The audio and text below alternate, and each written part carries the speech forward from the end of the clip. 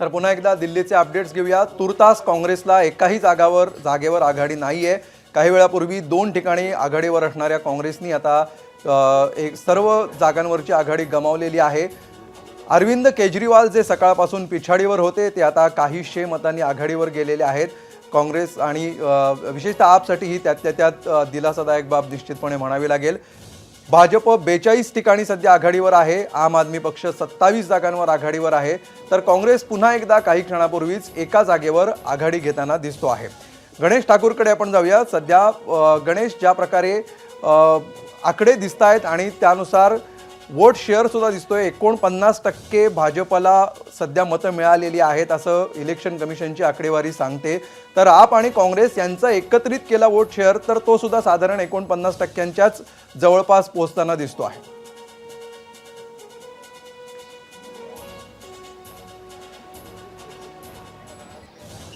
तर गणेश ठाकूर यांच्यापर्यंत सध्या आवाज पोहोचू शकत नाहीये। सगळ्यात दिलाशाची बाब अशी आहे की केजरीवाल सध्या आघाडीवर आहेत, पण जे चित्र सध्या आपल्याला पाहायला मिळतंय त्यामुळे ते चित्र पाहता केजरीवालांच्या लोकप्रियतेला उतरती कळा लागली आहे का असा प्रश्न उपस्थित होतोय। दिल्लीकरांनी राहुल गांधी यांना सपशेल नाकारलेला आहे। अवघ्या एका जागेवर आता काँग्रेसला आघाडी आहे, तर भाजप न भूतो न भविष्यती अशी आघाडी घेऊन पुढे चालली आहे। 42 जागांवर आघाडी आहे। पुन्हा एकदा जाऊयात, गणेश ठाकूर सध्या आपल्या सोबत आहेत। गणेश, सध्या चित्र दिसतंय आप 27, भाजप 42 आणि काँग्रेस 1, काय अपडेट्स आहेत? सगळं झारखंड मध्ये केलं असं म्हणत नाही। हो प्रज्ञा, गणेश आवाज येतोय तुमचा? मला वाटतं प्रज्ञा की हे नंबर्स थोडंसं येतोय प्रज्ञा, मला वाटतं की हे नंबर्स थोडेसे पुढे मागे होऊ शकतात, कारण जसं अरविंद केजरीवालने आता आपली लीड थोडीशी वाढवली आहे तशाच प्रकारे आतिशी पण आणि मनीष सिसोदियासोबत गोपाल राय, सत्येंद्र जैन आणि सौरभ भारद्वाज देखील आघाडी घेऊ शकतात। म्हणून नंबर्स थोडे पुढे मागे होतील, पण 40च्या पुढे भाजप राहील असं स्पष्ट दिसतंय, कारण ज्या ज्या क्षेत्रांमध्ये मतदारसंघांमध्ये भाजप सध्या लीडवरती आहे तिथं वोटचं मार्जिन वाढत चाललेलं आहे। जे 2500-3000चं वोट मार्जिन होतं ते आता 6000-7000 पर्यंत पोहोचलंय आणि हे मोठं मार्जिन आहे दिल्लीसाठी। म्हणून पुढच्या फेरींमध्ये ही कम्फर्टेबल लीड पुढे आणखी जाऊ शकते।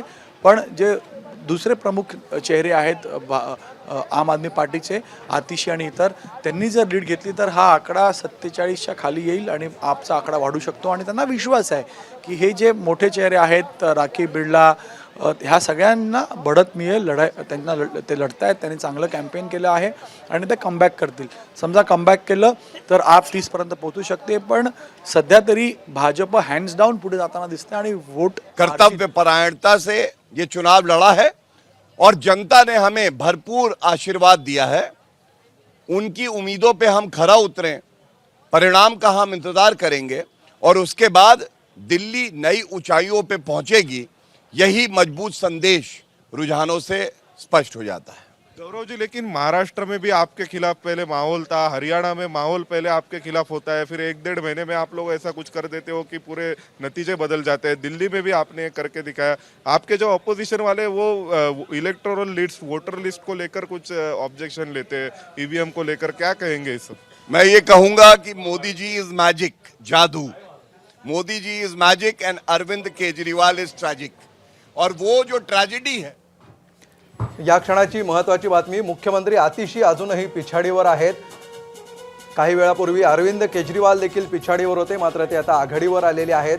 त्यामुळे आपच्या विजयी परंपरेवर झाडू फिरण्याची चिन्ह सध्या दिसत आहेत। आणि प्रज्ञा, महत्त्वाचं म्हणजे या निकालांमध्ये जो मिडल क्लास, जो आतापर्यंतच्या विधानसभा निवडणुकीमध्ये भाजपला मतदान करत नव्हता, त्यांनी या निवडणुकीमध्ये मतदान केल्याचं दिसतंय। कारण विधानसभा निवडणुकीमध्ये 39% मतं भाजपला मिळालेली होती, लोकसभेला 55-56% होती। तो सगळा मतदार आता पुन्हा एकदा भाजपकडे आलेला आहे। महत्त्वाची अपडेट आपण देऊयात। मनीष सिसोदिया सध्या आघाडीवर असल्याचं दिसतंय।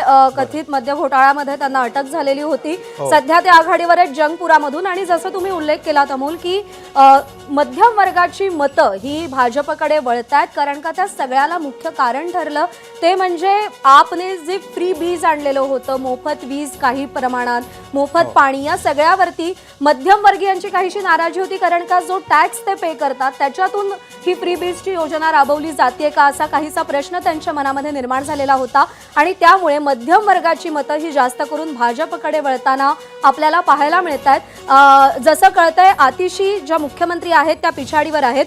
गणेशकडे जाऊयात या मुद्द्यावरती। गणेश, अरविंद केजरीवालांनी राजीनामा देणं, त्यानंतर आतिशींचं नाव घोषित करणं आणि आता त्या पिछाडीवर असणं, काहीसा हा जो राजकीय खेळ आपने दिल्लीमध्ये केला तो सर्वसामान्यांना पटला नाही का?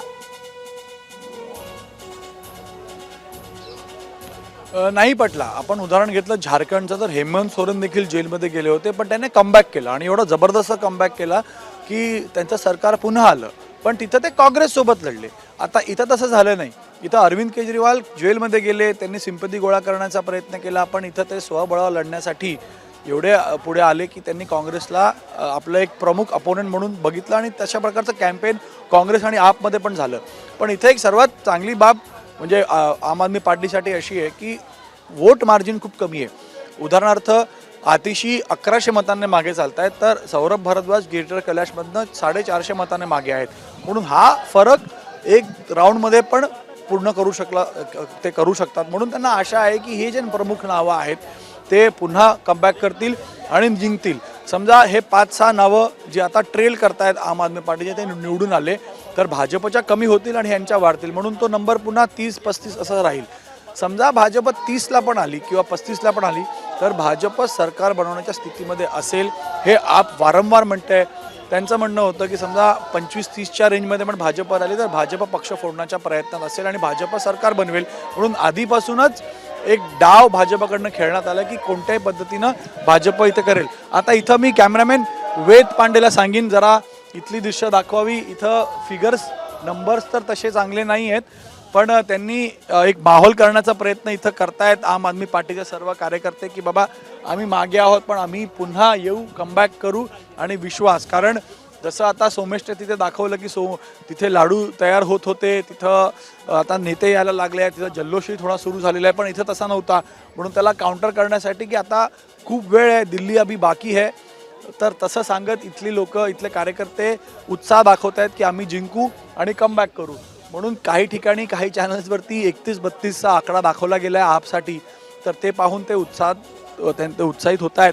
पण अद्याप तरी जे आकडे येत आहेत ते 40 पार भाजप आहे, 43वर भाजप, 26वरती आप आणि 1 काँग्रेस। म्हणून 5-6 जागांवरती खूप काटेकी टक्कर आहे आतिशीच्या, त्याचबरोबर सोमनाथ भारतीच्या, त्याचबरोबर बरोबर आहे गणेश। त्यामुळे अनेक जागा अशा आहेत, बिग फाईट्स अशा आहेत की ज्याच्यावरती काटेकी टक्कर असल्याचं आपल्याला पाहायला मिळत आहे। एबीपी माझा, उघडा डोळे बघा नीट।